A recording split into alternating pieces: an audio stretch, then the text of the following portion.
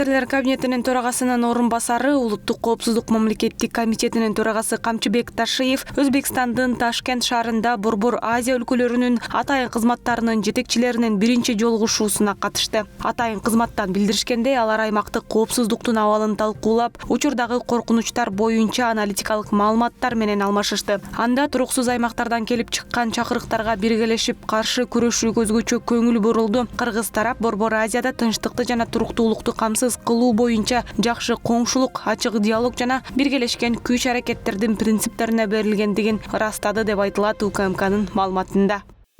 Кыргызстанда 2025-жылдын 1-январынан 23-апрелине чейинки мезгил аралыгында 17.017,5 тонна картошка экспорттолду. Бул тууралуу Суу ресурстары, айыл чарба жана кайра иштетүү өнөр жайы министрлиги маалымдады. Ага ылайык анын ичинен азык-түлүк картошкасы 16.894,5 тонна, үрөн картошкасы 123 тонна, картошка Россия, Казакстан, Өзбекстан, Азербайжан, Беларуска экспорттолду. Ошондой эле бул аралыкта 11.752,8 тонна картошка импорттолгон. Анын ичинен азык-түлүк картошкасы 10.019,7 тонна, үрөн картошкасы 1.733,1 тонна. Кыргызстанга картошка Кытай, Монголия, Пакистан, Нидерланды, Германиядан импорттолгон.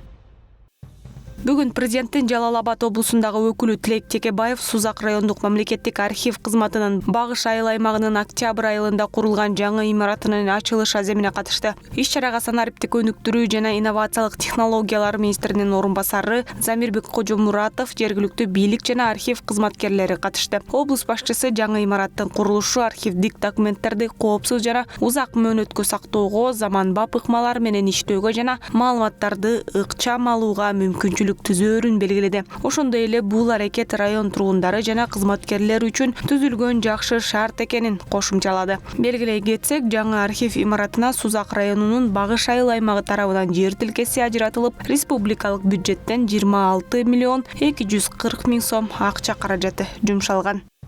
Бишкек-Нарын Торгар жолунда куруу иштери кызуу жүрүүдө. Күзгө чейин жолдун 9-чакырымга чейинки тилкеси жасалып бүтүшү керек. Тилке Алматы көчөсү менен айланма жолдун кесилишинен башталып, Кант шаарына чейинки аралыкты түзөт. Долбоордун өзгөчөлүгү трассада бир дагы жол чырагы болбойт. 12 кесилиш болот. 2 деңгээлдүү 4 жол түйүнү курулат жана 6 тилкеге кеңейет. Жөө адамдар үчүн жер алдынан өтмөктөр жана 7 көпүрө салынат. Муну менен айланма жолдогу тыгын жоюлат деген пландар бар. Долбоор республикалык бюджеттин эсебинен каржыланууда.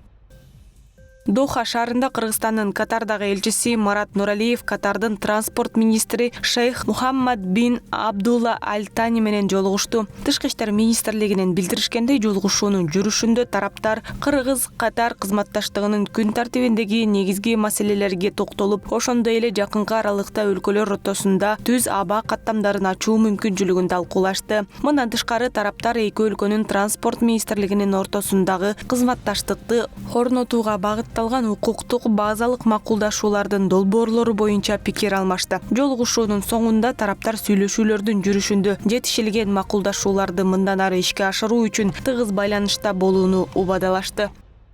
Күн мурун Бишкекте кыз-келиндер күрөшү боюнча өспүрүмдөр арасында Кыргызстандын чемпионаты жыйынтыкталды. Дене тарбия жана спорт мамлекеттик агенттигинен билдиришкендей, мелдешке республиканын бардык аймактарынан келген 95 спортчу катышты. Жеңүүчүлөргө Тайманбас олимпиадалык резервдеги адистештирилген балдар өспүрүмдөр спорт мектеби тарабынан тиешелүү даражадагы диплом жана медалдар тапшырылды.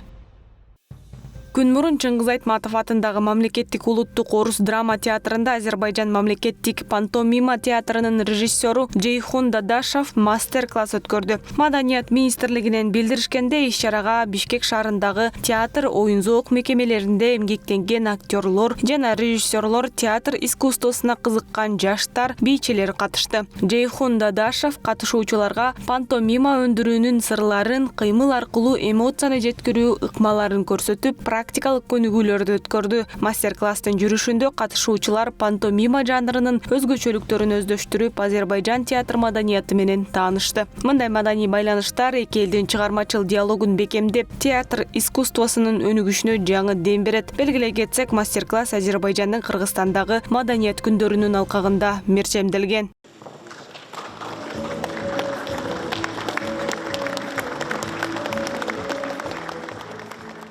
Өлкө башчы Садыр Жапаровдун демилгеси менен Бириккен Улуттар Уюму башкы ассамблеясы тоолорду туруктуу өнүктүрүү резолюциясында 2023-2027 жылдарды тоолорду өнүктүрүү боюнча иш-аракеттердин 5 жылдыгы деп жарыялаган. Мунушунун алкагында Бишкек плюс 25 саммитине карай туруктуу өнүгүү үчүн глобалдык тоо диалогу эл аралык конференциясы башталды. В рамках горного пятилетия в Кыргызстане мы предприняли следующие действия. Развитие зеленой энергетики. За последние 2 года в Кыргызстане введено в эксплуатацию 14 малых ГЭС, которые призваны обеспечить жителей горных и отдаленных районов электроэнергией. В 2025 году планируется строительство еще 18 ГЭС.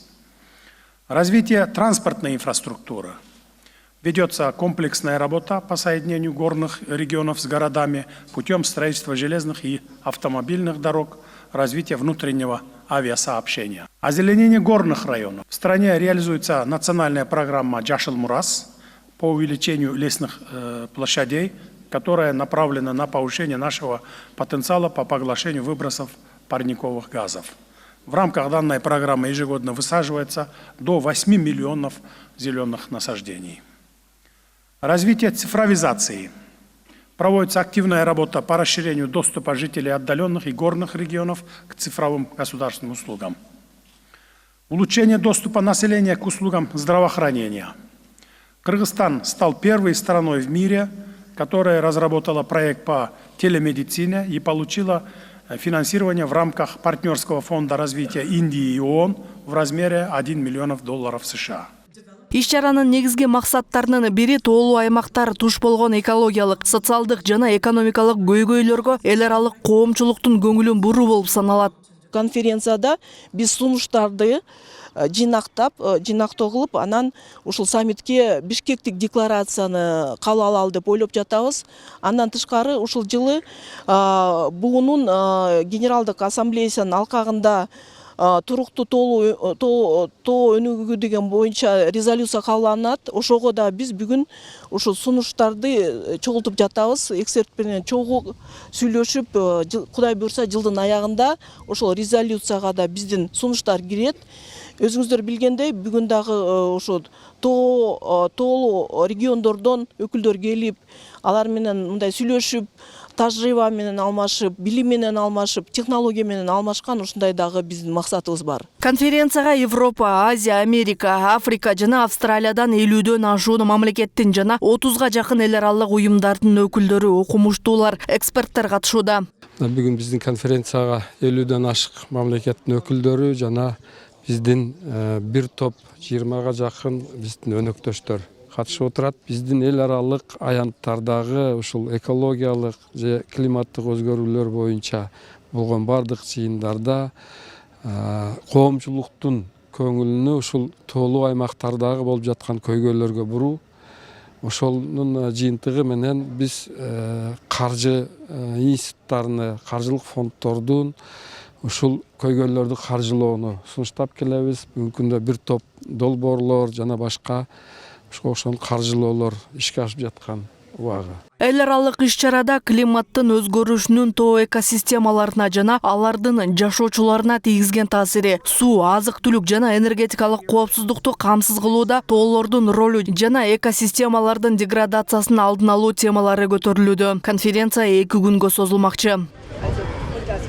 Азамат Бакиров, Зарема Жeenалиева, Өмүрбек Мухтар уулу, Азия ТВ, Бишкек. Бүткүл дүйнөлүк китеп жана автордук укук күнүнө арналган Окурман уш 2025 китеп фестивали өткөрүлдү. Китеп фестивалында китепкананын фондундагы уникалдуу адабияттардын көргөзмөсү, акция, флешмобдор, конкурстар, шаарыбыздагы китеп дүкөндөрүнүн атайын жарманкеси, авторлор менен жолугушуулар, мастер-класстар өткөрүлүп, шаар тургундары кыргыз адабиятынын жаңылыктары, жаңы котормолор жана ошондой эле дүйнөлүк бестселлер менен кенен таанышууга мүмкүнчүлүк алышты. Быйылкы жылдын өзгөчөлүгү, быйылкы жылы республика боюнча китеп фестивали деп жарыяланып, улуттук китепкана баш болуп, айылдык китепканаларга чейин ушул китеп фестивалин өткөрүштү.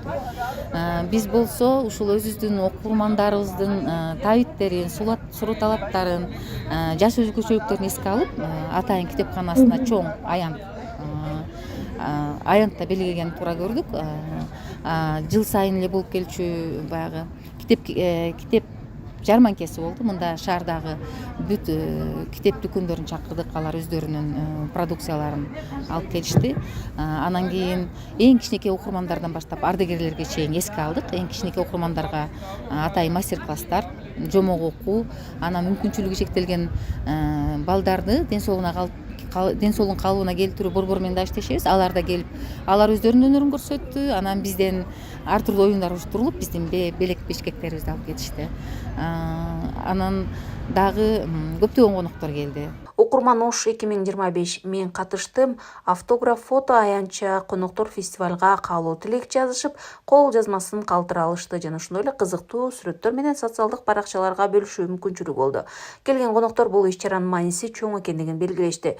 Ош шаардык кеңешинин социалдык маданий өнүктүрүү жана жаштар саясаты маселеси боюнча туруктуу депутаттык комиссиянын төрайымы Акмарал Тентемишева азыркы мезгилде технологиянын өнүккөн доорунда жаштарыбыз каалагандай маалыматтарды оңой жол менен таап алып жатышкандыгын, бирок канткен күндө да китеп окуунун өзүнүн өзгөчөлүгү, рахаты бардыгын, китеп баалуулугу адамдын жан дүйнөсүн, дүйнө таанымын өзгөрткөн, тарбиялаган артыкчылыкка ээ экендигин баса белгилеп өттү. Рахмат. Бүгүн ушул Ош шаарындагы Ош шаардык Карымшак Ташбаев атындагы борборлоштурган китепканасы чоң иш-чара өткөрдү. Ушу бүгүнкү 23 апрель бүткүл дүйнөлүк китеп жана автордук укук күнүнө арналган. Албетте бул иш-чара, мен ойлойм, ошол ачык асмандын алдында өткөндүгү дагы ошол китепти окууга, баягы көптөгөн окурмандардын катарын толуктоого болгон бир чоң аракет болсо керек деп ойлоймун. Себеби дегенде, өзүңүздөр билесиздер, акыркы жылдары салттуу жанагы басма китептерден сырткары дагы ошол электрондук китептер, аудио китептер, интернет баракчалары абдан көбөйүп, биздин жашообузга сүңгүп кирип, бирок басма китептер бир аз ошол мурдагыдай актуалдуу болбой калгандай сезилип жатат. Бирок мен акыркы жылдары мындай мени кубандырганы, биздин шаарда бир нече китепканалар бар, андан сырткары бир нече китеп саткан дүкөндөр бар, андан сырткары баягы онлайн түрүндө саткан китеп дүкөндөр бар. Ош шаарында эле ачылып жаткан дүкөндөр көп да. Мен ошолордун баягы ишмердүүлүгүн карап отуруп, демек ошол мурдагыдай эле басма китептерге болгон коомчулуктун талабы мурдага караганда өсүп жаткандыгы бул албетте кубандырат. Иш-чаранын максаты улуттук адабиятыбыздын барагында катылган улуттук маданиятты барктоо, кастарлоо менен улуттук жүзүбүздү, рухубузду, каада салттарыбызды сактоого, келечек муунду тарбиялоо, нарктуулукту таза тутууну колдонуу жана байытууга салым кошуу. Китеп акылмандуулуктун жана билим алуунун түгөнгүс булагы жана дүйнө таануунун негизги каражаты экендигине коомчулуктун көңүлүн буруу экендиги айтылды. Бүгүнкү күндө Ош шаарында жакшы иш-чара өткөрүлүп атат. Мен Жанат Улубай Аман, бир адамдан бир китеп долбоорунун ыктыярчысымын. Ошол биздин негизги максатыбыз бул ошол Ош шаарында деги эле Кыргызстандагы окурмандарды, китепкөйлөрдү көбөйтүп, ошол китепкөй чөйрөнү түзсөк деген ниетибиз бар. Анан bunday иш-чаралар Кыргызстанда акыркы учурларда ошол көп сонун иш-чаралар өткөрүлө баштады. Аларга ошол өзүңүздөр да көп болуп атсаңыздар керек.